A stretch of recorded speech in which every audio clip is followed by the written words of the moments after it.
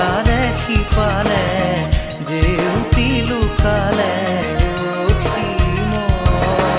নভবা কথাও হঠাতে হয় চাগে পায়ো হেৰুৱালো বুজি পোৱাৰ আগতে